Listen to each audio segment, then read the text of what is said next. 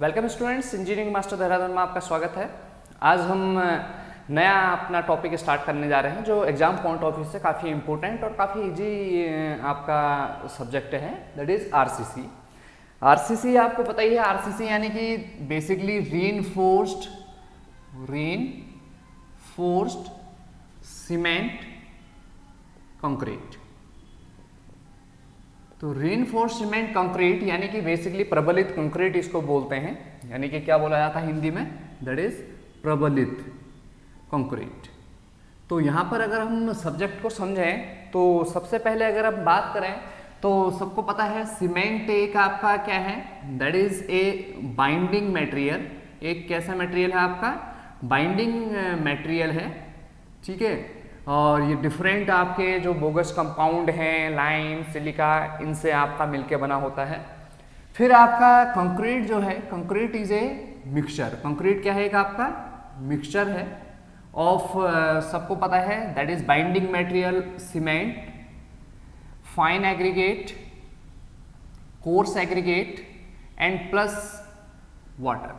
सो इसका जो कॉम्बिनेशन है that is known as concrete. तो यहां पर वर्ड आता है रीइंफोर्स्ड, यानी रीइंफोर्स माने प्रबलित करना। प्रबलित करना मीन्स इसको अगर मैं समझाऊं that is to give extra force. क्या देना आपका, एक्स्ट्रा फोर्स देना। अब एक्स्ट्रा फोर्स देने की क्यों जरूरत होती है, बिकॉज जो ये कंक्रीट है material, this concrete is strong in compression, strong in compression but weak in tension, weak in tension. Generally जो इसकी टेंसाइल स्ट्रेंथ दी जाती है that is this tensile strength is around only 10% of its compressive strength, 10% of compressive strength, okay. यानी कि only 1/10 of the strength of in compression, यानी कि जो आपका टेंशन में इसकी स्ट्रेंथ है वो सिर्फ 1/10 भाग है किसका, कॉम्प्रेशन स्ट्रेंथ का। तो हमें इसको एक्स्ट्रा फोर्स देने की जरूरत है to take care of tension, to take care of tension mainly. हालांकि कॉम्प्रेशन को भी झेल सकता है यह एक्स्ट्रा फोर्स देने के लिए, to take care of tension. तो हम क्या करते हैं, इसको एक्स्ट्रा फोर्स देते हैं। और एक्स्ट्रा फोर्स देने के लिए हम इसमें यूज करते हैं आपका, इसको हम करते हैं आपका रीइंफोर्स्ड। क्या करते हैं, रीइंफोर्समेंट प्रोवाइड करते हैं। अब ये जो रीइंफोर्समेंट है, इस रीइंफोर्समेंट का मीनिंग क्या है बताया मैंने आपको, प्रबलित करना। तो अब जो इसको हम एक्स्ट्रा फोर्स दे रहे हैं तो कुछ दूसरा मटेरियल हम यूज करते हैं कंक्रीट में। उस मटेरियल का नाम है बेसिकली क्या आपका, दैट इज रीइंफोर्समेंट। हम देते हैं इसको किसके द्वारा, बाय प्रोवाइडिंग स्टील। क्या जो मटेरियल हम यूज कर रहे हैं वो क्या यूज कर रहे हैं, स्टील। तो ये जो steel plus that is this concrete मिलके आपका क्या बन जाता है, आपका आरसीसी, एक नया मटेरियल बन जाता है जिसको हम क्या बोलते हैं, आपका आरसीसी। अब जो आपका मेन क्वेश्चन यहाँ पर ये है कि स्टील ही हम क्यों यूज करते हैं टू गिव एक्स्ट्रा फोर्स। क्या हम एल्यूमिनियम यूज कर सकते थे, क्या एल्यूमिनियम यूज कर सकते थे? तो यहाँ पर एक बहुत बड़ा नो आएगा, नो। क्यों एल्यूमिनियम यूज नहीं कर सकते हम, क्यों स्टील ही यूज करते हैं?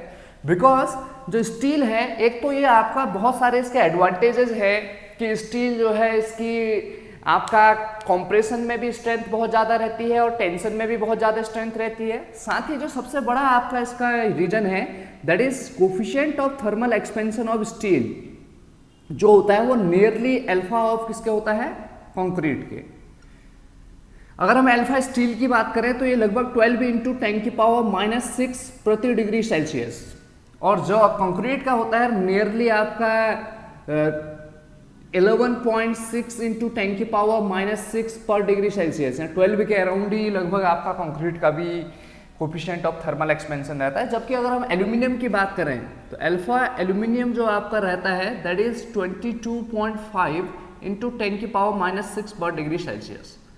तो क्या होगा कि coefficient of thermal expansion same होने से क्या होता है कि जो आपका ये स्टील है, स्टील आपका एक परफेक्ट बॉन्ड बना देता है। हम यह एज्यूम करते हैं कि आपका यह एजम्पशन आपका कारगर साबित होता है कि परफेक्ट बॉन्ड बनाता है with concrete. Perfect bond concrete का बनाने का मीन्स जब भी आपका टेम्परेचर में वेरिएशन होगा, ये आपको पता है, ये सपोज आपका कोई एक मेंबर है, इसमें आपका ये स्टील है, ये यहाँ पर आपका क्या है, कंक्रीट है। तो परफेक्ट बॉन्ड होने का मीन्स दिस कंक्रीट मटेरियल और इस स्टील मटेरियल में एक परफेक्ट बॉन्ड होने से क्या होगा कि आपका जब भी टेम्परेचर का वेरिएशन रहेगा, जब टेम्परेचर आपको पता है इंक्रीज और डिक्रीज होता है, तो किसी मेंबर में स्ट्रेस डेवलप हो जाते हैं, जिसको बोलते हैं आपका टेम्परेचर स्ट्रेस। यानी कि वो चीज़ या तो एक्सपेंड होने की कोशिश करते हैं, कॉन्ट्रैक्ट। पर हमारा मटेरियल इस तरह से होना चाहिए कि इसमें जो आपका स्ट्रेन आना चाहिए वो क्या आना चाहिए, इक्वल। यानी कि जो आपका स्ट्रेन इन स्टील है that should be nearly equal to क्या हो जाएगा, आपका स्ट्रेन इन कंक्रीट। तो इससे क्या होगा कि ये दोनों एक दूसरे से अलग नहीं होंगे, यानी एक दूसरे से अलग नहीं होंगे। इसीलिए हम क्या यूज करते हैं, स्टील को यूज करते हैं, that is the coefficient of thermal expansion of these two material are same.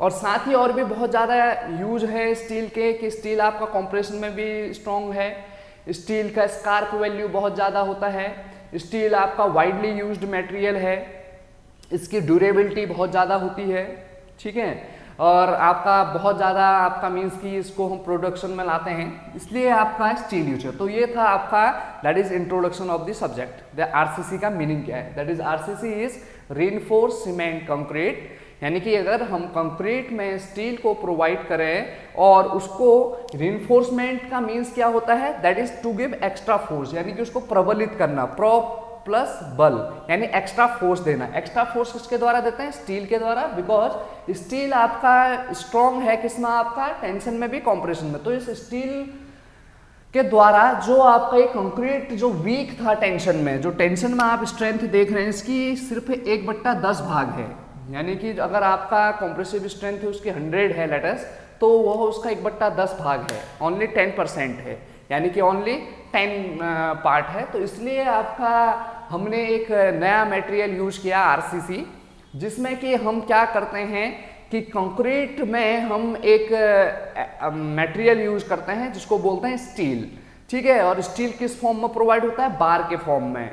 किसके फॉर्म में, बार के फॉर्म में प्रोवाइड होता है। और ये जो स्टील प्रोवाइड हम कर रहे हैं, इसका मेन रीजन क्या है कि क्यों हमने एल्यूमिनियम, कॉपर या अलग मटेरियल क्यों यूज नहीं किया, क्योंकि इसका coefficient of thermal expansion nearly आपका इसके इक्वल था। इसलिए आपका जो स्टील है उससे कंक्रीट टेम्परेचर वेरिएशन के दौरान अलग नहीं हो पाई, यानी कि इन्होंने एक परफेक्ट बॉन्ड बनाया। परफेक्ट बॉन्ड बनाने का मीन्स जितना स्ट्रेन स्टील में आएगा उतना ही स्ट्रेन किस में आएगा, कंक्रीट में। क्योंकि आपने टेम्परेचर स्ट्रेन देखा होगा कि टेम्परेचर स्ट्रेन इक्वल टू क्या होता है, alpha delta T E T, यानी temperature strain equal to alpha. तो अल्फा सेम होने से आपका जब टेम्परेचर आपका इंक्रीज या डिक्रीज होगा तो यह स्ट्रेन जो आएगा स्टील में उतना ही किस में भी आएगा, कंक्रीट में भी आएगा।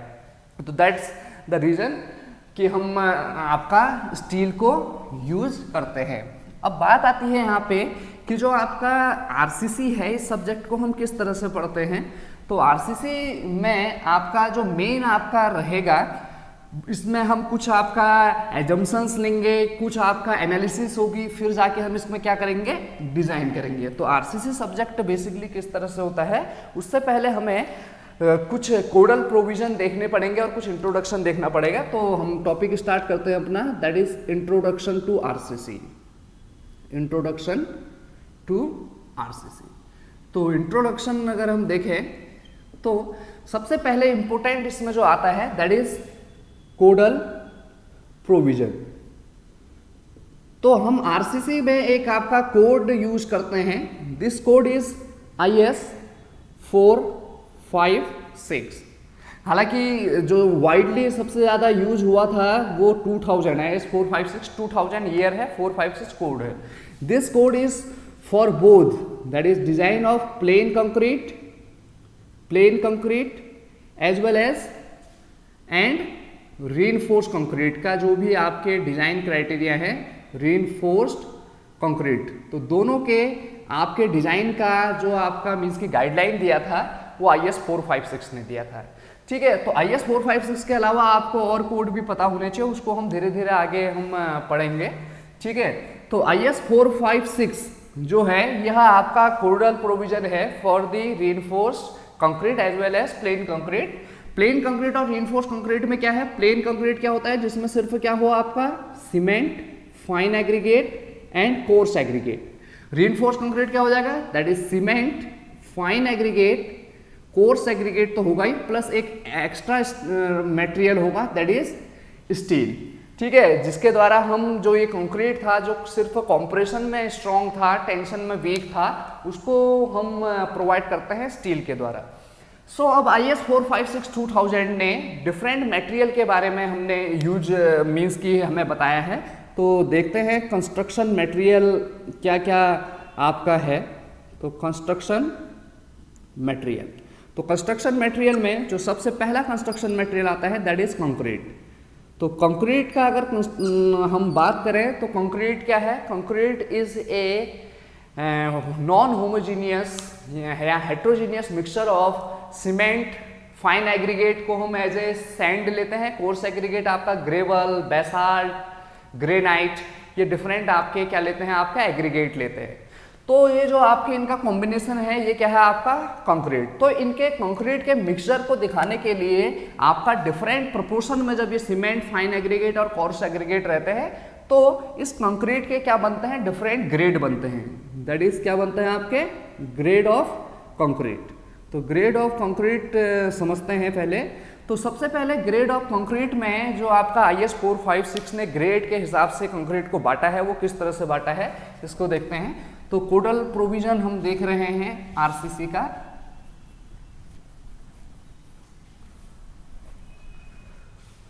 तो जो कंक्रीट है, कंक्रीट के अगर हम ग्रेड की बात करें तो कंक्रीट को आपका एक तो बांटा गया है आपका IS अकॉर्डिंग टू, हम किसके अकॉर्डिंग पढ़ रहे हैं, दैट इज IS 456। कौन सा कंक्रीट है अभी, ये प्लेन कंक्रीट की बात कर रहे हैं। तो जो प्लेन कंक्रीट है यानी कि इसको हम PCC भी बोल सकते हैं, प्लेन सीमेंट कंक्रीट। तो जो प्लेन सीमेंट कंक्रीट है जिसको IS 456 ने बांटा है ग्रेड के हिसाब से, एक तो ऑर्डिनरी कंक्रीट, एक आपका स्टैंडर्ड कंक्रीट,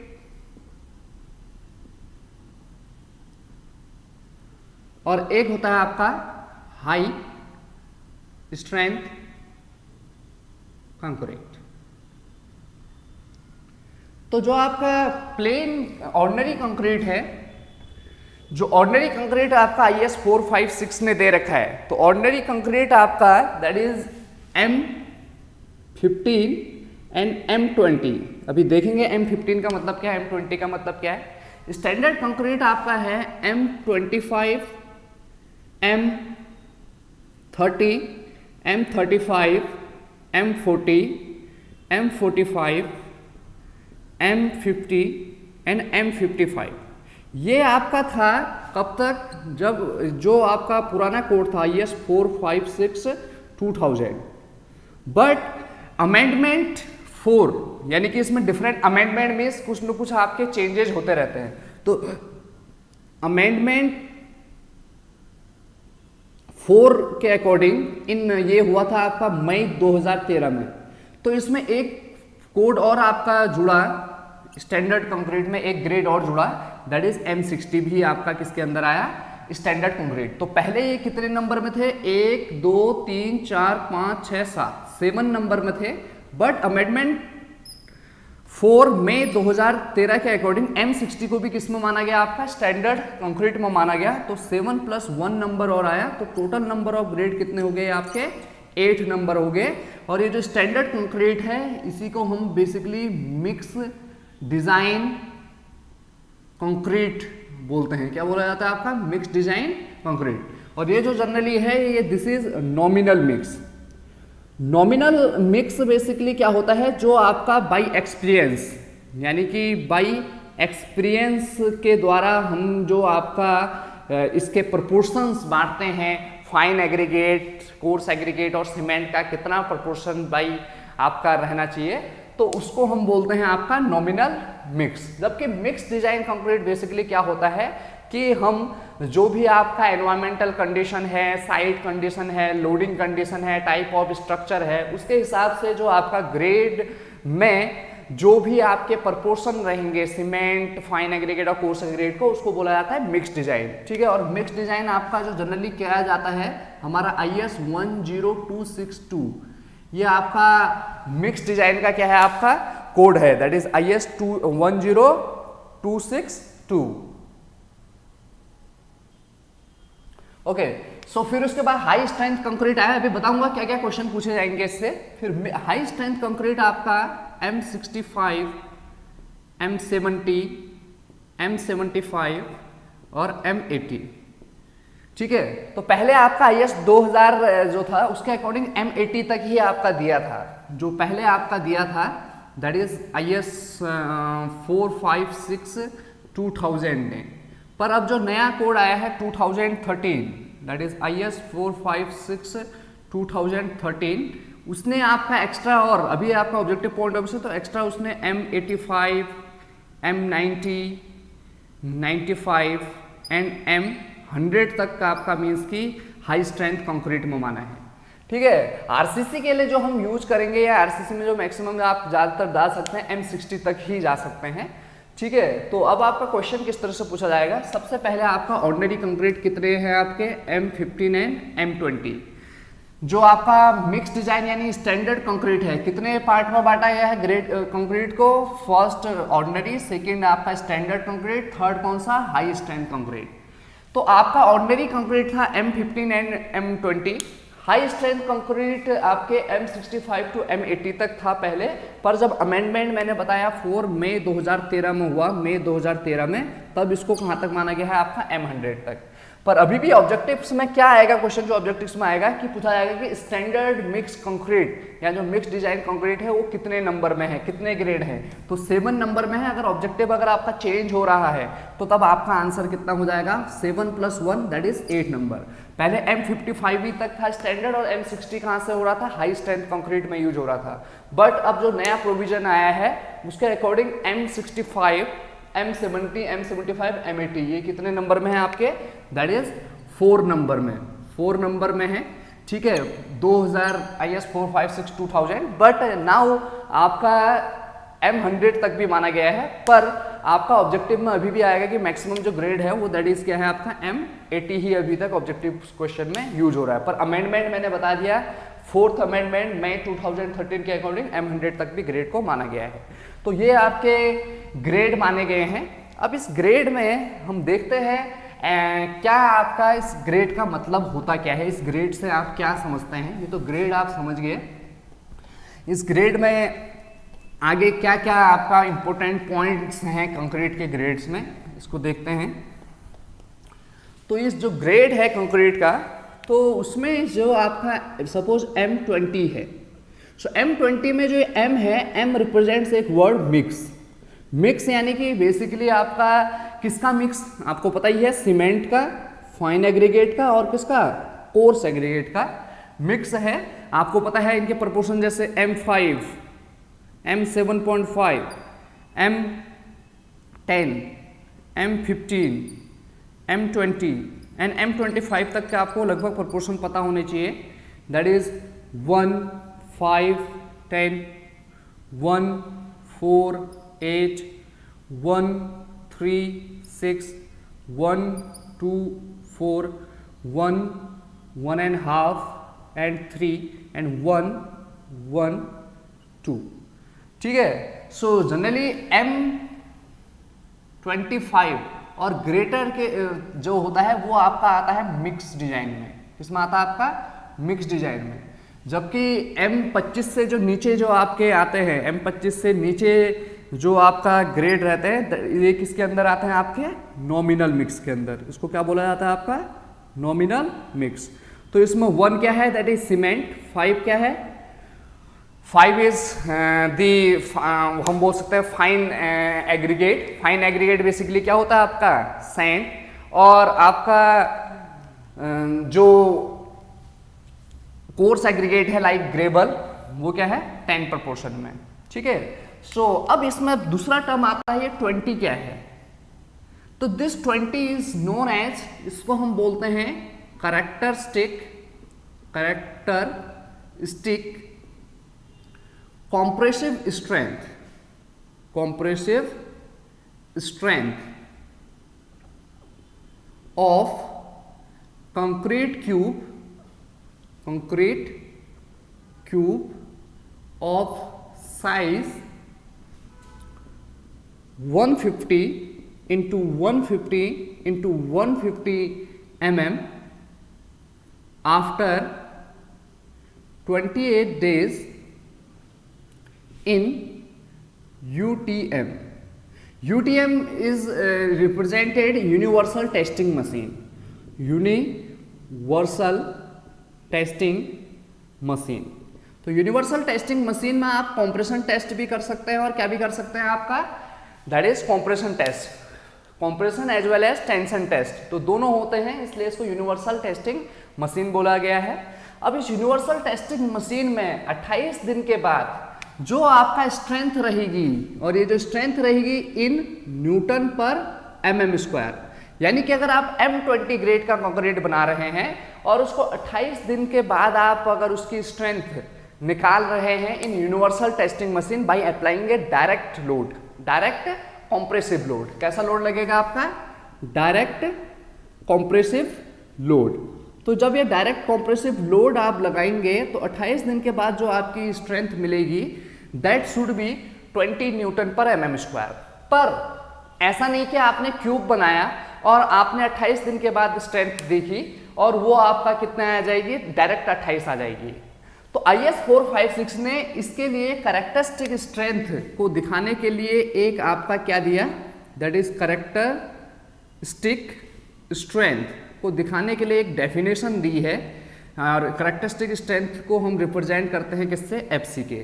तो यह स्ट्रेंथ क्या है, इसकी अगर डेफिनेशन सिंपल सी डेफिनेशन है, यह वह स्ट्रेंथ है किसी भी कंक्रीट के क्यूब की आफ्टर 28 डेज, 28 दिन के बाद, जिसके बाद हम यह श्योर हो जाएंगे कि आपके 95% रिजल्ट्स, जो 95% रिजल्ट्स होने चाहिए दैट शुड बी पास। ये क्या होने चाहिए आपके, दैट शुड पास। एंड सिर्फ हम ये मानेंगे कि ओनली 5% प्रोबेबिलिटी ऑफ फेलियर। सिर्फ कितनी परसेंट प्रोबेबिलिटी होनी चाहिए, 5, यानी कि 5% probability of failure means that is जो आपके क्यूब हैं, लेट अस आपने 100 क्यूब टेस्ट किए, कितने क्यूब टेस्ट किए, 100 क्यूब टेस्ट किए ऑफ किसके, M20 ग्रेड के, तो आपके 95 जो क्यूब होंगे, 95 क्यूब की जो स्ट्रेंथ होनी चाहिए that strength should be more than और इक्वल टू 20 न्यूटन पर mm स्क्वायर। एंड ओनली जो 5 क्यूब हैं, ठीक है, इनकी जो स्ट्रेंथ है मे बी, यहां पर क्या लगा हुआ है, may be less than 20 Newton पर mm स्क्वायर। जरूरी नहीं है कि होने चाहिए, मे लगा हुआ है, मे मीन्स हो सकता है। 100 के 120 से ऊपर हो गए तो बहुत अच्छी बात है, पर ऐसा होगा नहीं, इतना बढ़िया क्वालिटी कंट्रोल आपका होगा नहीं। बट बस हम ये मानेंगे कि अगर 100 क्यूब हमने टेस्ट किए तो 95 क्यूब या उससे ऊपर आपके should have strength more than 20 Newton पर mm square, and only 5% results में बी बिलो दिस स्ट्रेंथ। चाहे M25 का हम बात करें तो M25 में 25 क्या कैरेक्टरिस्टिक स्ट्रेंथ, तो 28 दिन के बाद 95 क्यूब 25 या 25 से ऊपर टूटने चाहिए। सिर्फ 5% रिजल्ट्स को हम क्या बोल सकते हैं, मे बी फेल, ठीक है। तो यह स्ट्रेंथ को हम क्या बोलते हैं, कैरेक्टरिस्टिक स्ट्रेंथ, ठीक है। तो यहाँ पर बिल्कुल दैट इज 35 रिजल्ट्स, दैट तो 95 results will be pass, only 5% probability of failure. तो ऐसे स्ट्रेंथ को हम क्या बोलते हैं, कैरेक्टरिस्टिक स्ट्रेंथ। क्या बोला जाता है, कैरेक्टरिस्टिक स्ट्रेंथ। अब जब आपका ये जो क्यूब टेस्ट हुआ है, इस क्यूब को टेस्ट करने के लिए IS 456 ने कुछ आपके गाइडलाइन दी है कि किस किस तरह से आपका इसके जो क्यूब है, इस क्यूब की स्ट्रेंथ आनी चाहिए। तो आपको FCK का मतलब समझ आ गया होगा। FCK माने क्या है, that is characteristic compressive strength after 28 days. Characteristic strength क्या है, जिसमें कि आपके 95% रिजल्ट्स पास होने चाहिए, सिर्फ 5% रिजल्ट्स क्या होने चाहिए, फेल होने चाहिए। ओके, सो अब हमारा यहाँ पर पॉइंट आता है कि जो आपका ये करेक्टरिस्टिक कॉम्प्रेसिव स्ट्रेंथ है, ठीक है, तो इसकी एक्सेप्टेबल क्राइटेरिया क्या है। तो हम जो आपका सैंपल यूज करते हैं, तो जो सैंपल यूज करते हैं ये सैंपल आपके कम से कम 6 सैंपल होने चाहिए। इस 6 सैंपल में से भी 3 सैंपल जो होने चाहिए आपके, जो क्यूब, यानी जो क्यूब के कितने सैंपल मिनिमम आपके होने चाहिए जिसको टेस्ट करना है, ऐसा नहीं कि एक ही क्यूब। तो 3 सैंपल तो आप करेंगे 7 डे पे, कितने पे, 7 डेज के बाद करेंगे, और 7 डेज के बाद जनरली जो स्ट्रेंथ आती है लगभग 70% आती है। और जबकि 3 सैंपल जो आप यूज करेंगे, that is 3 sample after 28 days आप टेस्ट करेंगे, और इसकी जो स्ट्रेंथ आती है मोर देन 99% आपकी क्या आ जाती है, दैट इज स्ट्रेंथ, लगभग 99.9% स्ट्रेंथ जो आ जाती है वो कितने के बाद, 28 डेज। पर IS 456 ने ऐसा नहीं बोल रखा है कि आप 6 सैंपल यूज करेंगे, उसने आपका जो सैंपल बता रखा है वो बता रखा है on the basis of quantity of concrete. किसके हिसाब से, quantity of concrete and minimum number of sample. तो अगर आपका जो क्वांटिटी ऑफ कंक्रीट, ये किसमें क्वांटिटी ऑफ कंक्रीट को किसमें मेजर किया जाएगा, इन मीटर क्यूब। तो अगर क्वांटिटी ऑफ कंक्रीट जो आप यूज कर रहे हैं, सॉरी, यानी कि क्वांटिटी ऑफ कंक्रीट कहाँ, यानी कोई आपका ठेकेदार है और एक इंजीनियर है, तो क्वांटिटी ऑफ कंक्रीट जो मीन्स कि बेसिकली यूज होने वाला है किसी कंस्ट्रक्शन वर्क में, may be like beam casting में, मे बी स्लैब में, मे बी कॉलम डिजाइन में। तो लेटस अगर वो 1 से लेके 5 मीटर क्यूब तक अगर यूज हो रहा है, तो मिनिमम नंबर ऑफ सैंपल जो बोल रखा है IS 456 ने 1। अगर आपका 6 to 15 मीटर क्यूब यूज हो रहा है, then the minimum number of sample is 2। अगर आपका 16 to 30 मीटर क्यूब यूज हो रहा है concrete, then the minimum number of sample is 3। If this is 31 to 50 metre cube, then the minimum number of sample is 4। But if 51 and above हो रहा है, 51 and above, then minimum number of sample is 4 + 1 for each 50 metre cube concrete.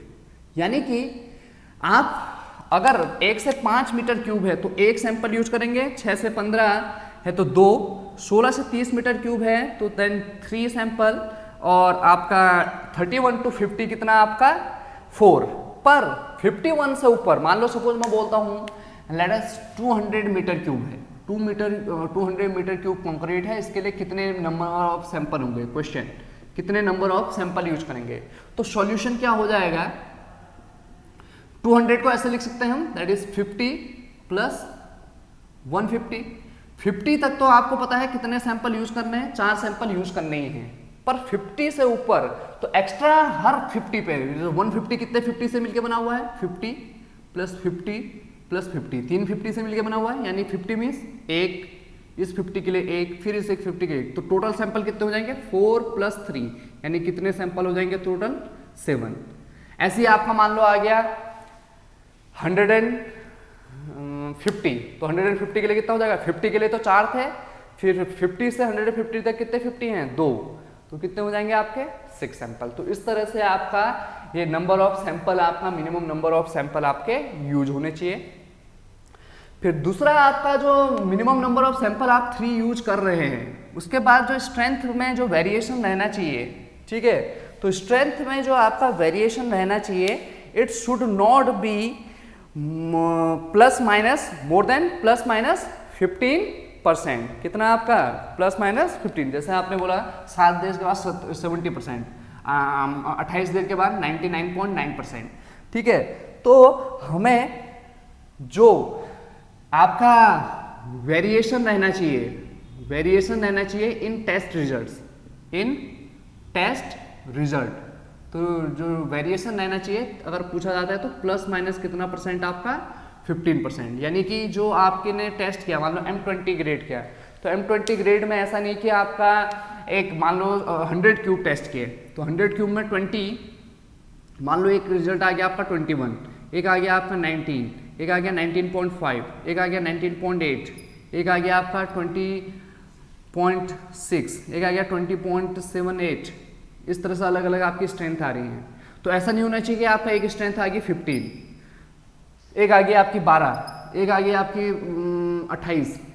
तो यानी कि जो test results दे रहे हैं आप M20 के लिए, तो M20 के हर एक रिजल्ट में जो उनके टेस्ट रिजल्ट में वेरिएशन होना चाहिए +-15% से कम, मीन्स कि ज़्यादा नहीं होना चाहिए, यानी कि -15 हो सकता है या +15 हो सकता है, ठीक है। यानी कि 20 का 15% मीन्स 20 × 15/100, यानी कि 20, 500, 5 या 15, तो कितने हो गए आपके 3, यानी ± आपका कितना हो गया, दैट इज 3, यानी कि +-3 मीन्स कितना हो गया, दैट इज लेट अस 20 है तो आप 17 तक जा सकते हैं या 23 तक जा सकते हैं। तो 20 के लिए आपका जो रिजल्ट रहेगा दैट इज यहाँ नीचे आपका जो स्ट्रेंथ 17 तक और यहाँ कितने तक आपका 23 तक। इसका मतलब यह है कि जो टेस्ट रिजल्ट है उसमें ±15% से ज़्यादा का वेरिएशन नहीं होना चाहिए।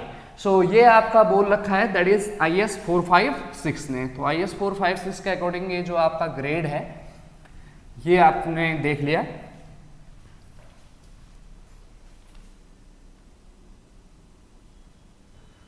ओके, सो हमने आरसीसी में देख लिया अभी तक कि बेसिकली आरसीसी का मतलब क्या है, रीइंफोर्स्ड सीमेंट कंक्रीट, और आपका बेसिकली हमने ग्रेड देखा कंक्रीट का, ठीक है। तो सबसे पहले जो आरसीसी वर्ड है इसको हमने देखा कि रीइंफोर्स्ड सीमेंट कंक्रीट, और ये सबसे पहले जो आपका गिवन दिया था ये दिया था आपका किसने, दैट इज फ्रांकोइस कोइग्नेट ने, ठीक है। तो आरसीसी वर्ड, और अगर आपको पूछा जाए कभी कि फादर ऑफ सिविल इंजीनियर कौन है, तो फादर ऑफ सिविल इंजीनियरिंग जिस बोला जाता है जॉन स्मेटन को। किसको बोला जाता है आपका, जॉन स्मेटन।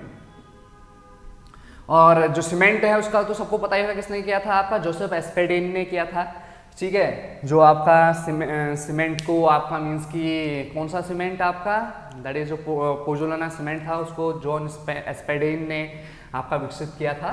तो father of civil engineer John Smeaton है, और आरसीसी को सबसे पहले जो आपने मीन्स की कॉइंड किया था दैट इज फ्रांकोइस कोइग्नेट ने। तो हमने इसमें देखा कि आपका आरसीसी में हम मटेरियल देख रहे हैं। सबसे पहले हमने देखा कंक्रीट के बारे में। तो कंक्रीट में जो भी आपका मीन्स की ग्रेड है तो उसके हिसाब से हमने देखा क्या नॉमिनल मिक्स होते हैं, क्या डिजाइन मिक्स होते हैं, क्या आपका मीन्स की जो ग्रेड है उसका मतलब क्या है, कैरेक्टरिस्टिक स्ट्रेंथ कितनी होती है, कितने दिन के बाद आप टेस्ट करते हैं। अब उसके बाद जो आपका ये कंक्रीट है, कंक्रीट के कुछ और पॉइंट देखें, आपको पता है ये किससे मिलके बना हुआ है, that is cement, fine aggregate and क्या आपका कोर्स एग्रीगेट। तो जो ये आपका एग्रीगेट है, ठीक है, तो इस एग्रीगेट का जो साइज है that is maximum size of aggregate की बात करें तो मैक्सिमम साइज ऑफ एग्रीगेट जो बोला गया है ये है that is should not be more than 1/4 of जो भी आपका थिकनेस ऑफ मेंबर होगी। यानी थिकनेस ऑफ मेंबर मीन्स कितनी उसकी मीन्स की मोटाई है। मान लो कोई आपका बीम है, उस बीम की मोटाई है आपकी 250 mm, तो 250 mm का 1/4 से नहीं होना चाहिए, और should not be more than 20 mm, तो 20 mm से ज़्यादा किसी भी हालत में नहीं होनी चाहिए। हाँ, किसी केसेस में जब आप फाउंडेशन में यूज कर रहे हैं कंक्रीट तो उस केस में आप 40 mm तक भी जा सकते हैं। इन केस ऑफ, एक नोट दे रखा है, इन केस ऑफ अगर आप फाउंडेशन में यूज कर रहे हैं तो फाउंडेशन में भी आप कहाँ तक जा सकते हैं, अगर आप कंक्रीट यूज कर रहे हैं मे बी 40 mm तक आप यूज कर सकते हैं। But in other structures like beam, column, इसमें आप जो मैक्सिमम साइज ऑफ एग्रीगेट होता है वो कितना होता है 20 mm। फिर उसके पता है कंक्रीट में आपने क्या भी डालना है, वाटर। तो इस वाटर के बारे में भी जो आपको बता रखा है, ये किसने कैसा वाटर यूज करना चाहिए ये भी बता रखा है आपका IS 456 ने। तो ये जो वाटर है इसके बारे में आपको बताया है IS 456 ने कि जो इसका pH होना चाहिए शुड बी ग्रेटर देन 6, यानी कि ये कैसा होना चाहिए आपका एल्कलाइन होना चाहिए। जनरली कैसा होना चाहिए, हाईली एल्कलाइन वाटर होना चाहिए, एसिडिक वाटर नहीं होना चाहिए। फिर दूसरा चीज इसमें ये बोल रखा है कि जो आप वाटर यूज कर रहे हैं सी वाटर को यूज ना करें, क्योंकि सी वाटर में बहुत ज़्यादा सॉल्ट होता है और वो सल्फेट अटैक उस से सब्जेक्टेड रह सकता है। फिर साथ ही इसमें कुछ बोला गया है कि जो आपके वाटर है उसमें आपका जो ऑर्गेनिक मैटर है, ठीक है, जैसे ऑर्गेनिक मैटर, ठीक है, ये सब आप ऑर्गेनिक मैटर है या आपका जो इनऑर्गेनिक मैटर है, इनऑर्गेनिक मैटर कितना होना चाहिए इस वाटर में, ठीक है, should not be more than, यानी कि जो आपका इनका कंटेंट दे रखा है दैट इज ऑर्गेनिक मैटर आपका 200 मिलीग्राम पर लीटर से ज़्यादा नहीं होना चाहिए, दैट इज मैक्सिमम लिमिट। जो मैक्सिमम लिमिट है 200 मिलीग्राम, इनऑर्गेनिक कंटेंट की है आपकी 2000 milligram per litre, 2000 milligram per litre. फिर अगर आप क्लोराइड की बात करें तो क्लोराइड कंटेंट जो है that is 2000 milligram per litre and 500 milligram per litre. 2000 milligram per litre अगर आप पीसीसी में यानी कि प्लेन कंक्रीट यूज कर रहे हैं, प्लेन कंक्रीट में यूज कर रहे हैं वाटर, और 500 मिलीग्राम पर लीटर अगर आप रीइंफोर्स कंक्रीट में यूज कर रहे हैं। किस में यूज कर रहे हैं? रीइंफोर्स कंक्रीट में यूज कर रहे हैं, तो आपका जो क्लोराइड कंटेंट है वो 500 मिलीग्राम पर लीटर से ज़्यादा नहीं होना चाहिए। फिर ऐसी सल्फेट, ठीक है, तो सल्फेट जो है दैट इज सल्फेट किसकी तरह, एज, ये भी बोला गया है एज SO3।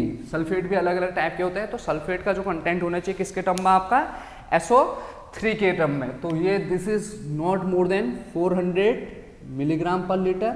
और जो सस्पेंडेड मैटर होना चाहिए, कौन सा मैटर आपका, सस्पेंडेड मैटर, तो suspended matter should not be more than 2000 milligram per litre.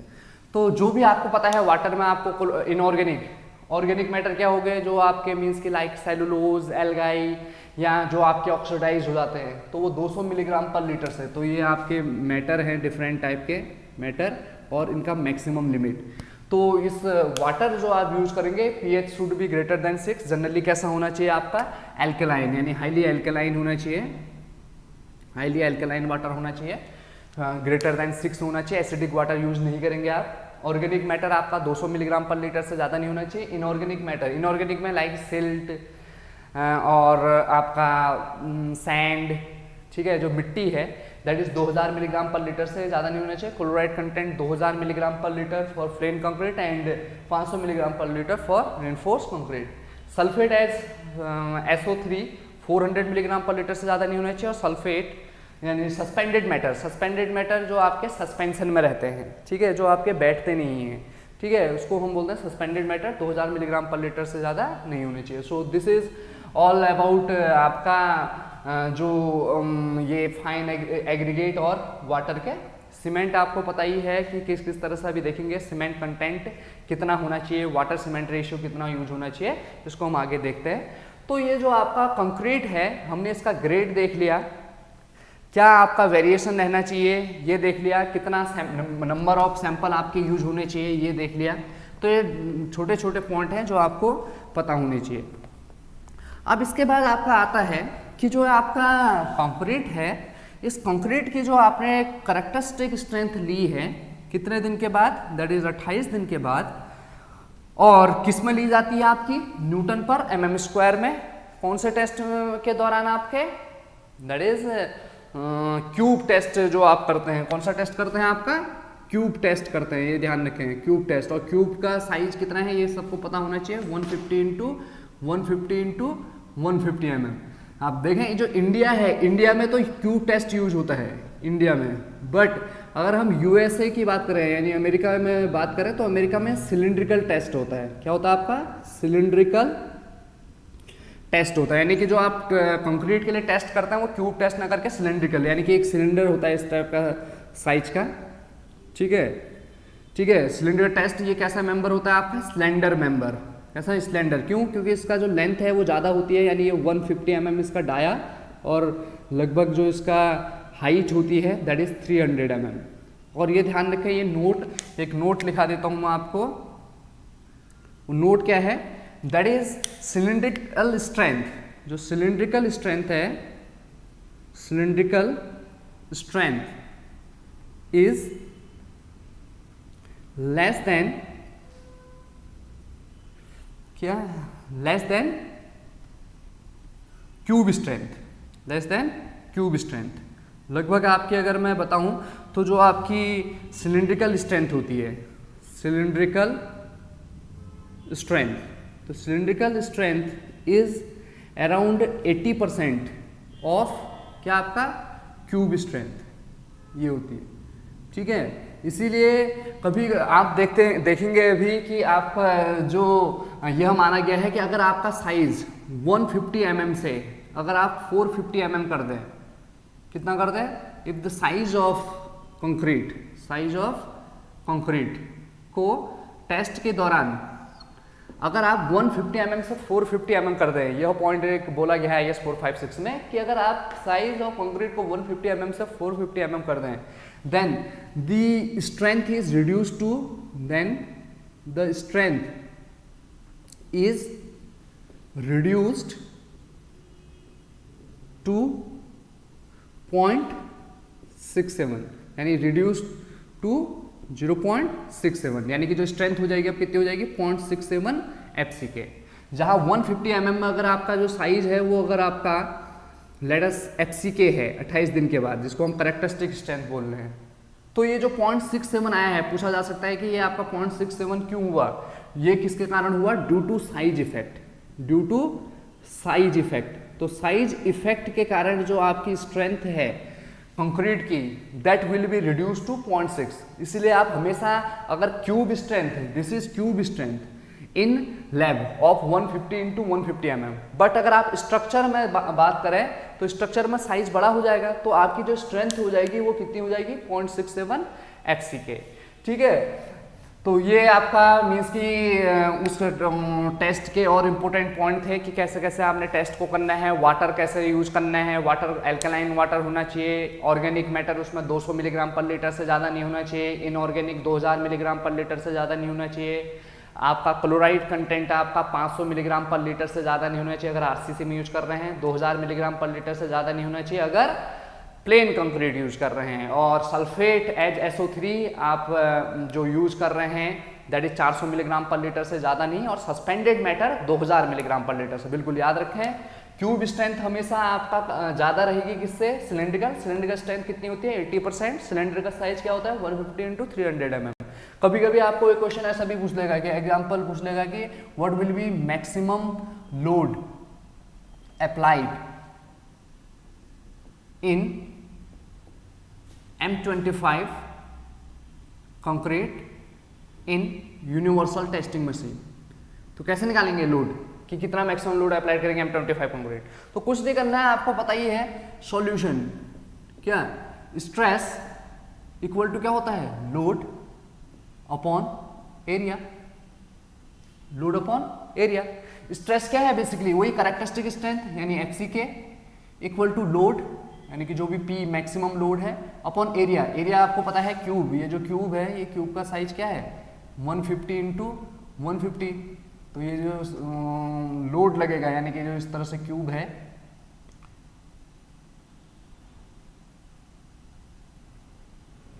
इसका साइज क्या है 150 into 150 mm।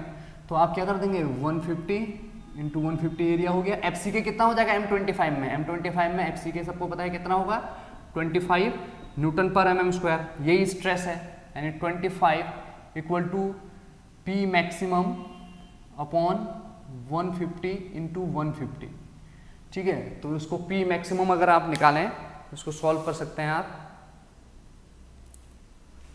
That is around आपका जो लोड आएगा P maximum equal to 562500 newton, या इसको आप ऐसे लिखते हैं 562.5 किलो न्यूटन।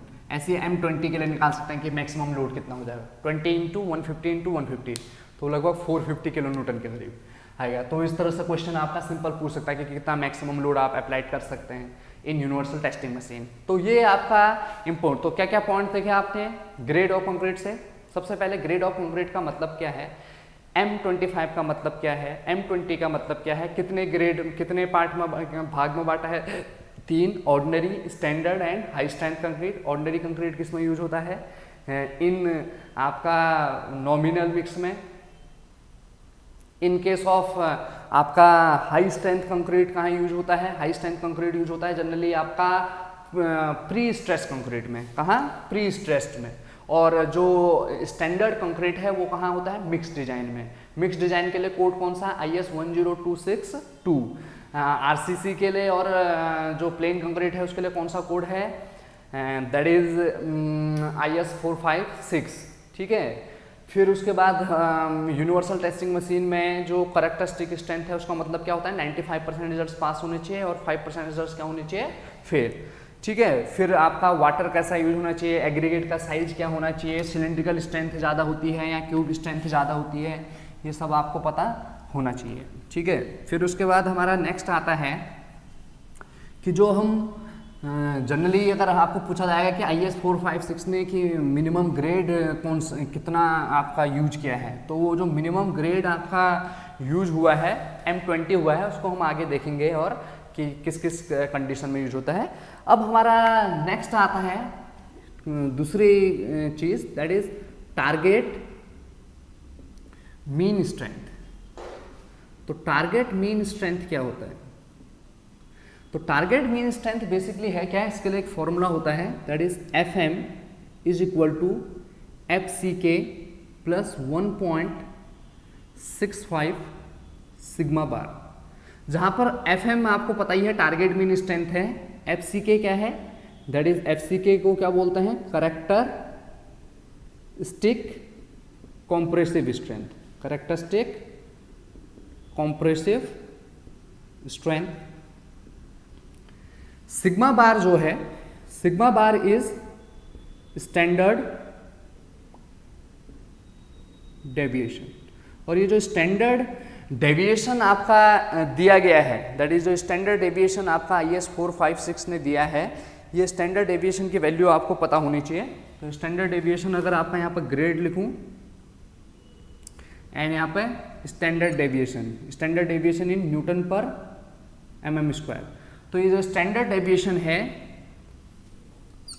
फॉर M10 और M15 के लिए कितना दे रखा है, फिर M20 और M25 के लिए, then M30, M35, M40, M45 and M50 तक जो आपका दे रखा है वो कितना दे रखा है, इसके वैल्यू आप बिल्कुल याद कर सकते हैं, बहुत आसान है। 3.5 न्यूटन पर mm स्क्वायर, 4 न्यूटन पर mm स्क्वायर एंड 5 न्यूटन पर mm स्क्वायर। तो ये जो स्टैंडर्ड डेविएशन दे रखा है आपका इन IS 456 अकॉर्डिंग टू क्या आपका IS 456, तो M10 और 15 के लिए आपका दे रखा है 3.5 न्यूटन पर mm स्क्वायर, बिल्कुल पूछा जाएगा। 20 और 25 के लिए 4, और 30 से लेके 50 तक आपको कितना दे रखा, 5 न्यूटन पर mm स्क्वायर। तो जो आपका स्टैंडर्ड डेविएशन, बेसिकली अगर आपको समझना है स्टैंडर्ड डेविएशन होता क्या है, कुछ नहीं है। स्टैंडर्ड डेविएशन को अगर मैं समझाऊं, स्टैंडर्ड डेविएशन बेसिकली एक स्टैटिक जो आपकी मैथमेटिक्स है उसका टर्म है। तो सिग्मा बार बेसिकली निकालते कैसे हैं हम, कि हमने क्या किया, जैसे मैंने बताया था 100 रिजल्ट्स थे आपके, ठीक है। अब 100 रिजल्ट्स के कुछ रिजल्ट्स आए, मान लो सपोज M20 के लिए 100 क्यूब के, तो इसके रिजल्ट आए आपके 19.2, 19.6, 19.8, 19.9, 19.9, 20, 20.1, 20.2, इस तरह से लगभग आपका 23 तक रिजल्ट आ गए। अब हमने क्या किया, इस रिजल्ट का क्या निकाल लिया, एवरेज निकाल लिया x बार इक्वल टू जितना भी आएगा बट्टा 100। फिर हमने यहाँ पर निकाला x माइनस एक्स बार मीन्स 19.2 माइनस जो भी x बार आया होगा, सबको जोड़ने के बाद डिवाइड बाई 100, ठीक है। ये सब रिजल्ट निकाल लिए। फिर इसके बाद हमने इसका क्या कर दिया, x माइनस एक्स बार का होल स्क्वायर, ठीक है। तो स्टैंडर्ड डेविएशन जो होगा आपका इस तरह से x, इसका समीशन जो भी आपका लास्ट में, इसके बाद हम लास्ट में जो भी आएगा ये टेबल बन के आएगी ऐसे, इस टेबल का हम लास्ट में यहाँ पर क्या कर देंगे, summation x minus x bar का होल स्क्वायर।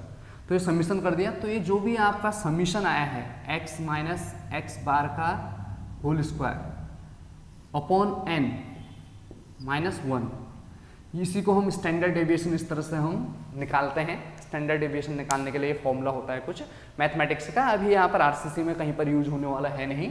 बस आपको स्टैंडर्ड डेविएशन का मतलब क्या है, ये एक मैथमेटिकल टर्म है कि आपके जो रिजल्ट हैं उसमें कितना एवरेज के रिस्पेक्ट में, अगर अभी समझे तो एवरेज जो टेस्ट रिजल्ट्स हैं उसके कंपैरिजन में कितना आपका डेविएशन हो रहा है। तो 10 और 15 में 3.5, 20 और 25 तक 4, और 30, 35, 40, 45, 50 में 5 न्यूटन पर mm square according to IS 456। तो ये आया कैसे, बेसिकली एक आपका कर्व बनता है, दैट इज हमारा कर्व बना यहाँ पर फ्रीक्वेंसी मीन्स नंबर ऑफ जो सैंपल हैं वो, और यहाँ पर आपका स्ट्रेंथ के बीच में। तो स्ट्रेंथ के बीच में अगर हमने एक ग्राफ बनाया तो ये ग्राफ जो है ये कुछ इस तरह से बना है, जिस कर्व को बोलते हैं आपका नॉर्मल डिस्ट्रीब्यूशन कर्व। क्या बोलते हैं, नॉर्मल डिस्ट्रीब्यूशन कर्व। तो नॉर्मल डिस्ट्रीब्यूशन कर्व, अब आपको पता है कि आपकी एक स्ट्रेंथ आई, जिस स्ट्रेंथ को हम बोलते हैं FCK। इस FCK से नीचे जो आपकी स्ट्रेंथ रहनी चाहिए, ओनली कितनी रहनी चाहिए आपकी, 5% रहनी चाहिए। और यानी कि ये जो रिजल्ट है यहाँ से लेकर यहाँ तक ये कितना है आपका, ओनली 5%, ठीक है। जबकि इससे ऊपर जो ये आपके रिजल्ट होंगे, दैट रिजल्ट इज कितना आपका 95%। तो टारगेट मीन स्ट्रेंथ वह स्ट्रेंथ है, ये जो टारगेट मीन स्ट्रेंथ है इसको बोलते हैं यहाँ पर FM। यह वह स्ट्रेंथ है जिससे नीचे जो आपकी स्ट्रेंथ होगी that is probability of 50%, and also इसके ऊपर जो स्ट्रेंथ रहेगी दैट इज ऑल्सो 50%। तो characteristic, this is characteristic strength और this is target mean strength. Characteristic strength और टारगेट मीन स्ट्रेंथ में क्या आपका डिफरेंस है कि जो आपका करेक्टरिस्टिक स्ट्रेंथ है उसमें जो आपका मीन्स कि ये जो टेस्ट रिजल्ट्स होने चाहिए इससे नीचे ओनली 5% होनी चाहिए, और इससे ऊपर जो रिजल्ट होने चाहिए वो कितने होने चाहिए, स्ट्रेंथ के 95%। और जबकि जो टारगेट मीन स्ट्रेंथ है FM, इसमें आपकी प्रोबेबिलिटी रहती है कि 50% आपके may be fail and 50% may be fun, यानी 50% आपका टेस्ट रिजल्ट्स के फेल और पास होने की क्या रहती है, आपकी प्रोबेबिलिटी रहती है। और जो ये आपका FCK से लेकर टारगेट मीन स्ट्रेंथ तक जो ये आपका डिफरेंस रहता है यहाँ से लेकर यहाँ तक, दिस डिफरेंस इज 1.65 सिग्मा बार। तो अगर मैं FM निकालूं तो FM कितना हो जाएगा, यहाँ से लेकर यहाँ तक कितना है FCK, तो यहीं से ये फॉर्मूला बना हुआ है, that is FM equal to this is कितना, ये जो स्ट्रेंथ है यहाँ पर ये क्या है FCK। इस FCK में अगर मैं 1.65 सिग्मा बार जोड़ दूँ, दैट इज ये 0 से है, 0 से यहाँ पर तक स्ट्रेंथ कितनी है FCK, तो FCK प्लस कितना हो जाएगा 1.65 सिग्मा बार। तो ये 1.65 सिग्मा बार, यहाँ पर भी कितना होता है 1.65 सिग्मा बार।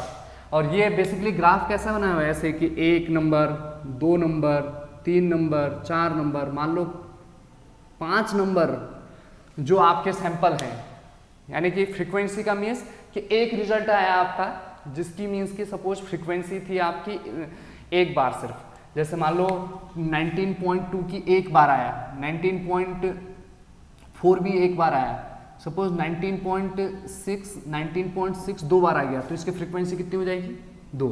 अब FCK है मान लो इसकी जो 20 आया आपका, सपोज लेट अस 3 बार 20 100 रिजल्ट्स में से 3 बार, तो ये कितने बार आ जाएगा FCK कितना आ जाएगा 3 बार इस तरह से।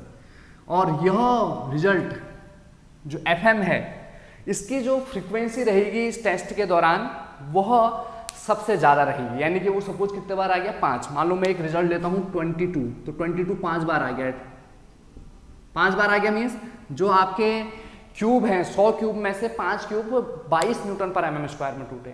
तो टारगेट मीन स्ट्रेंथ वह स्ट्रेंथ है जिसके की टेस्ट के दौरान मीन्स की उस स्ट्रेंथ के आने की प्रोबेबिलिटी सबसे ज़्यादा रहती है, ठीक है। दूसरा हम डेफिनेशन ये बोल सकते हैं टारगेट मीन स्ट्रेंथ वह स्ट्रेंथ है जिसमें कि आपके टेस्ट रिजल्ट्स के फेल और पास होने की प्रोबेबिलिटी 50% रहती है। इसका फॉर्मूला क्या होता है, FM equal to FCK plus 1.65 sigma bar होता है, जहाँ पे FCK तो है करेक्टरिस्टिक कॉम्प्रेसिव स्ट्रेंथ और जबकि सिग्मा बार है स्टैंडर्ड डेविएशन। अब न्यूमेरिकल भी आ सकता है इसमें एग्जाम में, कि एग्जाम्पल में बोल देगा कि आपका M30 ग्रेड कंक्रीट है, M30 ग्रेड कंक्रीट के लिए बताइए कितना टारगेट मीन स्ट्रेंथ रहेगा। तो क्या हो जाएगा, एफ एम इक्वल टू क्या होता है, एफ सी के प्लस 1.65 सिग्मा बार। सो एफ सी के कितना है आपका, एफ सी के इज 30 M30 के लिए प्लस 1.65। अब M30 के लिए मैंने अभी आपको टेबल में लिखाया कि आपका जो सिग्मा बार होगा वो कितना होगा 5। तो कितना हो जाएगा 1.65 इंटू 5। तो इसको सॉल्व करेंगे 30 plus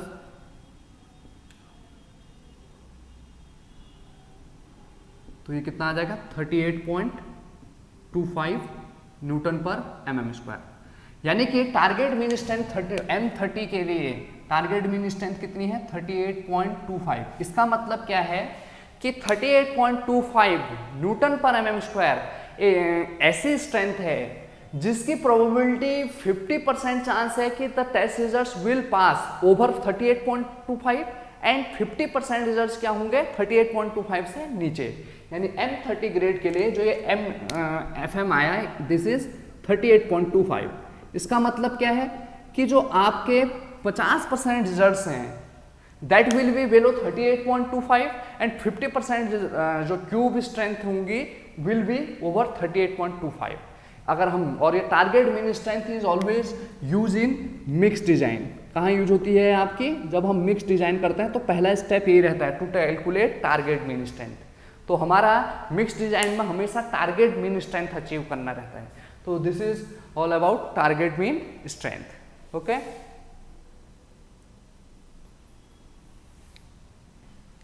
okay, so now next आपका जो पॉइंट आता है that is flexural strength of concrete.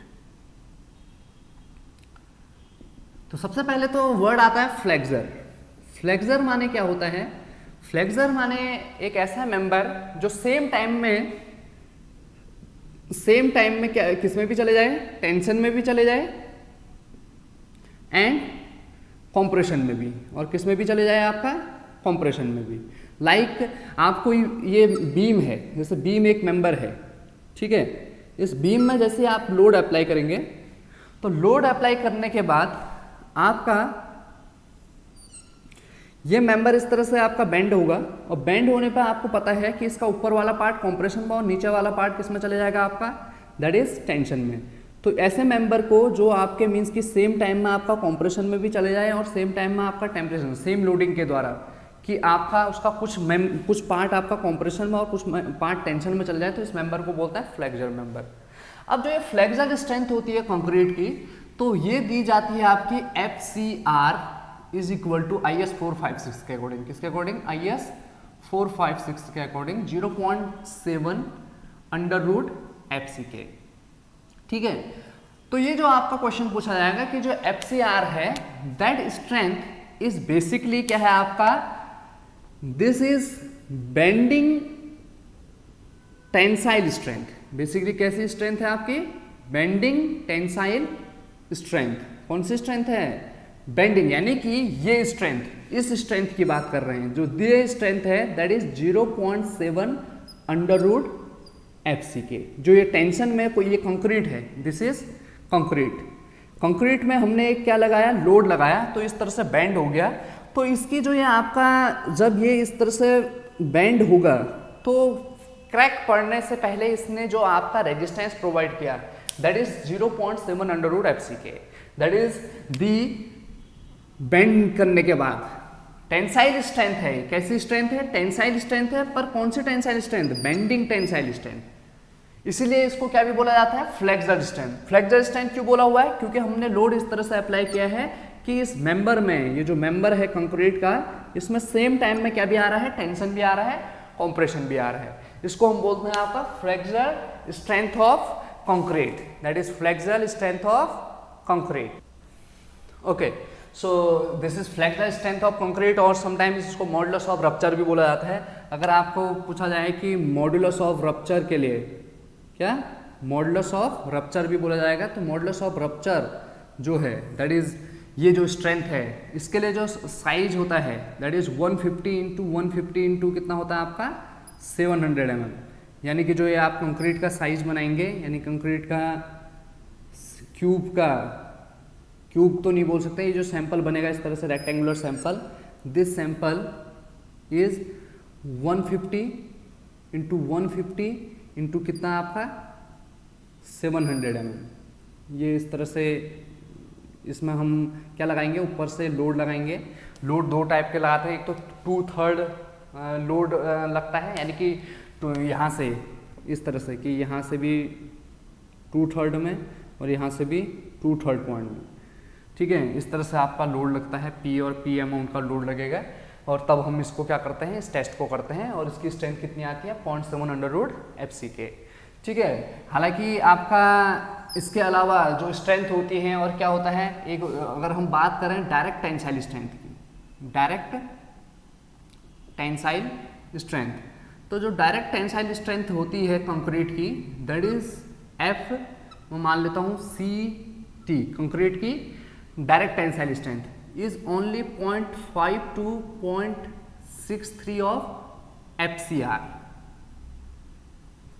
यानी कि अगर मैं मान लेता हूं M25 कंक्रीट है, M25, तो M25 कंक्रीट की जो आपकी फ्लेक्सुरल स्ट्रेंथ होगी, फ्लेक्सुरल स्ट्रेंथ मींस कि बेंडिंग में टेंसाइल स्ट्रेंथ होगी, किसमें, एक बेंडिंग में टेंसाइल स्ट्रेंथ जो होगी वो कितनी होगी 0.7 √ FC के कितने हैं 25, यानी कि 3.5 N/mm²। जबकि अगर हम इसकी बात करें डायरेक्ट टेंसाइल, अगर हम M25 ग्रेड को डायरेक्ट टेंशन के द्वारा अप्लाई करें, हालांकि डायरेक्ट टेंसाइल स्ट्रेंथ अप्लाई करना बहुत मुश्किल होता है, इसलिए हम इसकी हम क्या निकालते हैं, स्प्लिट टेंसाइल स्ट्रेंथ निकालते हैं। डायरेक्ट टेंशन लोड अप्लाई करना मुश्किल हो जाता है, इसलिए हम इसमें क्या करते हैं, स्प्लिट टेंसाइल स्ट्रेंथ। तो स्प्लिट टेंसाइल स्ट्रेंथ में बेसिकली एक क्या होता है, ये एक सिलिंड्रिकल आपका कंक्रीट का मेंबर होता है, ठीक है। कैसा मेंबर आपका, सिलिंड्रिकल, ठीक है। और इस सिलिंड्रिकल मेंबर में हम दोनों ऊपर और नीचे रखते हैं प्लेट, क्या रखते हैं, ये ऊपर भी, नीचे भी एक प्लेट रखी है और ऊपर भी एक क्या रखी है, प्लेट। और फिर उसके बाद हम अप्लाई करते हैं इसमें लोड P, इस तरह से, ठीक है। इस तरह से लोड अप्लाई करने पे ये आपका किसी एक पॉइंट के अबाउट, ये पॉइंट के अबाउट इस तरह से क्या हो जाएगा, आपका स्प्लिट हो जाएगा, इसी को इसकी स्प्लिट टेंसाइल स्ट्रेंथ। तो जो स्प्लिट टेंसाइल स्ट्रेंथ होती है, मैं F स्प्लिट लिख देता हूँ, स्प्लिट F स्ट्रेंथ के लिए स्प्लिट इज इक्वल टू लगभग 0.66 क्या होती है आपकी FCR, ठीक है। F स्प्लिट कितनी होती है 0.66 FCR। क्या क्या क्वेश्चन पूछे जाएंगे मैं अभी आपको सारे एक एक करके बता रहा हूँ इस टॉपिक से, दैट इज जो हमारा फ्लेक्सुरल स्ट्रेंथ ऑफ कंक्रीट है, 0.5 to 0.63 FCR, यानी कि 0.5 ऑफ क्या हो जाएगा M25 के लिए अगर हम बात करें तो पॉइंट, यानी कि FCR FCT यानी कि direct tensile strength equal to 0.5 भी मान लेता हूँ अभी इंटू 3.5, तो जो 3.5 लगभग आपका 1.75 के करीब, 1.75 के करीब आपका जो स्ट्रेंथ आएगी, दैट इज क्या हो जाएगी, डायरेक्ट टेंसाइल स्ट्रेंथ 1.75 N/mm²। अगर मैं 0.5 लूँ, हालांकि 0.5 से 0.63 के रेंज में रहता है। और स्प्लिट टेंसाइल स्ट्रेंथ की बात करें तो कितना हो जाएगी 0.66 टाइम्स ऑफ FCR, यानी 0.66 टाइम्स ऑफ 3.5, तो लगभग 1.9 के करीब आपका आ जाएगा। तो इससे यहाँ से हमें पता चलता है कि जो आपकी F कॉम्प्रेसिव स्ट्रेंथ है वो सबसे ज़्यादा होती है, जिसको हम FCK बोलते हैं, कॉम्प्रेसिव स्ट्रेंथ। फिर उसके बाद क्या होती है आपकी फ्लेक्सुरल स्ट्रेंथ कंक्रीट की, फिर क्या होती है स्प्लिट टेंसाइल स्ट्रेंथ, और सबसे कम क्या होती है आपकी F डायरेक्ट टेंसाइल, DT लिख देता हूँ मैं, D से समझ जाएंगे आप, DT यानी कि this is direct tensile. Direct tensile strength क्या होती है, यानी कि ये मेंबर है, इस मेंबर में आपने डायरेक्ट टेंशन लगाया है, ये इस तरह से डायरेक्ट टेंशन लगाया है, दैट इज T टेंशन। तो इस टाइम पे जो ये कंक्रीट स्ट्रेंथ देगा ये सिर्फ आपका इस फ्लेक्सर के, यानी कि फ्लेक्सर में तो थोड़ा बहुत इसकी स्ट्रेंथ है भी, फ्लेक्सर में टेंशन के दौरान इसकी स्ट्रेंथ लगभग 0.7 N/FC है, पर आपका डायरेक्ट टेंसाइल स्ट्रेंथ बहुत कम है। इसीलिए बोला जाता है कि concrete is very weak in tension, strong in compression. Compression में तो 28 दिन के बाद लगभग कितनी आ रही है, लगभग M25 है तो कितनी आ रही है 25 N/mm²। FCR कितना आ रहा है 0.66 टाइम्स ऑफ ना 0.7 टाइम्स ऑफ 25 यानी कि 3.5। ये कितना आ रहा है split tensile strength 0.66 times of 3.5 और डायरेक्ट टेंसाइल स्ट्रेंथ कितनी है 0.5 टाइम्स ऑफ 3.5। ठीक है, तो इसलिए ये ध्यान रखें सबसे ज़्यादा आपका कॉम्प्रेसिव स्ट्रेंथ रहती है, फिर flexural tensile strength, then split tensile strength और सबसे कम डायरेक्ट टेंसाइल स्ट्रेंथ। और जो डायरेक्ट टेंसाइल स्ट्रेंथ है आपकी, जो जनरली अगर हम इसको एक फॉर्मूला होता है जो एफ स्प्लिट फॉर्मूला अगर हम देखें तो ये रहता है आपका P जो भी लोड किया है upon pi D L, 2P upon pi D L. ठीक है, ये P यहाँ से भी अप्लाई किया है, P यहाँ से भी अप्लाइड किया है। तो जो आपकी स्प्लिट टेंसाइल स्ट्रेंथ दी जाती है कितनी दी जाती है आपकी 2P upon pi D L. Pi D L इसका क्या है, कौन से आपका पूछा जाएगा कहाँ लगाया जाता है। The load is applied along the surface यानी डायमेट्रिक, यहाँ पर इस तरह से लोड लगाया जाएगा, यहाँ पर भी लोड और यहाँ पर भी, ये इस तरह से स्प्लिट टेंसाइल, इसके ऊपर और नीचे इस तरह से हमने प्लेट रख देंगे। ठीक है, ये प्लेट रख देते हैं, ये ऐसे प्लेट रखी, फिर इसके ऊपर इस तरह से लोड अप्लाई किया, तो ये जो आपका लोड होगा दैट इज, अगर पूछा जाएगा एफ स्प्लिट कितना होता है फॉर्मूला, तो 2P upon pi D L. तो अब देखते हैं क्या क्या ऑब्जेक्टिव। तो सबसे पहला ऑब्जेक्टिव तो फ्लेक्सर माने होता क्या है। फ्लेक्सर माने ऐसा मेंबर जो सेम टाइम में टेंशन में भी चले जाए, कॉम्प्रेशन में भी चले जाए, लाइक एक बीम। जो बीम है, बीम एक कैसा मेंबर है, फ्लेक्सरल मेंबर है, बिकॉज वो सेम टाइम में जब उसमें लोड लगता है तो वो कॉम्प्रेशन में भी चले जाता है और टेंशन में भी चले जाता है। जो फ्लेक्सर स्ट्रेंथ होती है कंक्रीट की, जो IS 456 ने फॉर्मूला दे रखा है बाई एक्सपीरियंस और by some research work, is 0.7 under root FCK, जहाँ पर FCK आपकी क्या है कैरेक्टरिस्टिक स्ट्रेंथ, और FCR यानी कि जो आपका फ्लेक्सरल स्ट्रेंथ है, दिस इज बेंडिंग टेंसाइल यानी कि tensile strength of concrete in bending. कुल मिला के ये जो स्ट्रेंथ है ये क्या है, ये वाली स्ट्रेंथ है, दिस स्ट्रेंथ। जब इसमें बेंड होगी तो 0.7 अंडर रूट FCK। ठीक है, और कॉम्प्रेशन में क्या रहेगी ऊपर, अभी हम देखेंगे कॉम्प्रेशन में कितनी रहती है।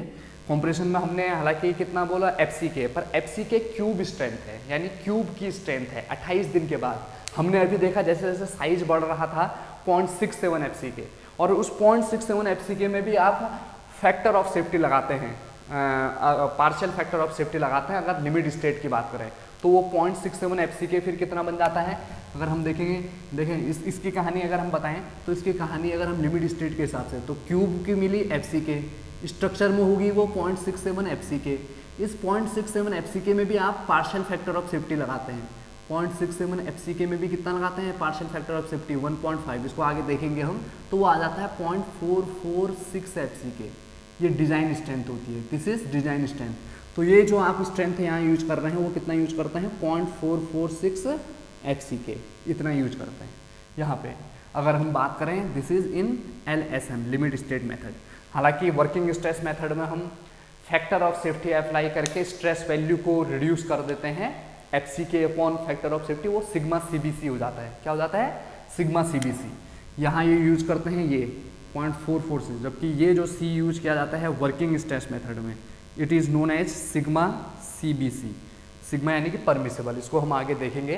तो ये जो आपके छोटे छोटे पॉइंट हैं ये आपको सारे बिल्कुल क्लियर होने चाहिए कि डायरेक्ट टेंसाइल स्ट्रेंथ कितनी होती है, स्प्लिट टेंसाइल स्ट्रेंथ क्या होती है। स्प्लिट टेंसाइल स्ट्रेंथ में मेंबर कैसा होता है, सिलेंड्रिकल होता है। कहाँ पर लोड अप्लाई होता है, अलोंग इट्स डायमेट्रिक पॉइंट यानी कि सरफेस एरिया में, यहाँ लोड अप्लाई होता है। ठीक है, ये इस तरह से क्या होगा, ये मेंबर ये इसके दोनों ओर प्लेट लगी होगी तब लोड लगाया होगा।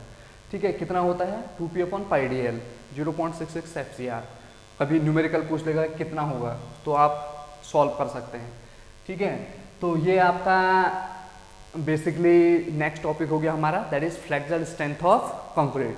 सो आज के लिए इंट्रोडक्शन पॉइंट ऑफ व्यू से इतना, फिर हम सेकेंड पार्ट देखेंगे कंस्ट्रक्शन मटेरियल की, कैसे आपका वर्केबिलिटी क्या होती है कंक्रीट की, क्या आपका इफेक्ट ऑफ क्रीप रहता है, क्या सिंकेज का इफेक्ट रहता है कंक्रीट पे, कैसे आप स्लम टेस्ट करते हैं, कॉम्पैक्शन फैक्टर टेस्ट क्या होता है। तो कंस्ट्रक्शन मटेरियल में सेकेंड पार्ट, और स्टील क्या होता है, स्टील के क्या क्या प्रॉपर्टीज़ हैं, कैसा स्टील आपका यूज होता है, IS कोड कौन सा होता है, IS 432, IS 1786।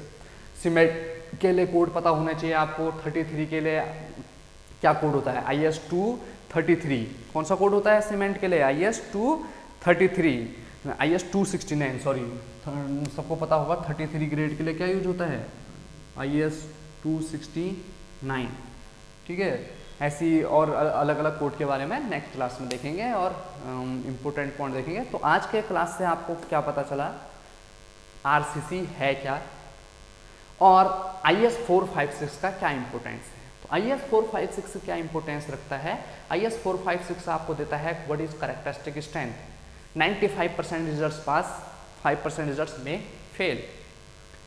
फिर आपको बताता है टारगेट मीन स्ट्रेंथ क्या होती है, ग्रेड ऑफ कंक्रीट क्या होते हैं, कितना आपका स्टैंडर्ड एविएशन यूज करेंगे आप, ठीक है, और किस तरह से आप बेसिकली उस यूनिवर्सल टेस्टिंग मशीन में नंबर ऑफ सैंपल यूज करेंगे, ठीक है। 6 सैंपल होते हैं वैसे जनरली, पर अगर आपको ऑब्जेक्टिव में आएगा तो मिनिमम 3 सैंपल आपके यूज होने चाहिए, 3 7 दिन के बाद, 3 28 दिन के बाद, 7 दिन के बाद 70% स्ट्रेंथ, और 28 डेज के बाद 99.9%, और उसके बाद फर्दर वो स्ट्रेंथ तो आपको पता ही है, जब डिफरेंट कंपोनेंट उसके होते हैं सीमेंट के, क्या C3S, C2S और C3A, C3S इनिशियल स्ट्रेंथ और C2S फाइनल स्ट्रेंथ आपकी धीरे धीरे आते रहेगी, ठीक है। तो C3A आपका सेटिंग टाइम के लिए, तो ये सारा आपको कंक्रीट टेक्नोलॉजी में अच्छे से पता होगा। सो आज के लेक्चर से जो भी इम्पोर्टेंट पॉइंट हैं ये आपका इंट्रोडक्शन, अब सेकेंड इंट्रोडक्शन पार्ट हम नेक्स्ट क्लास में देखेंगे। So thank you students, thank you.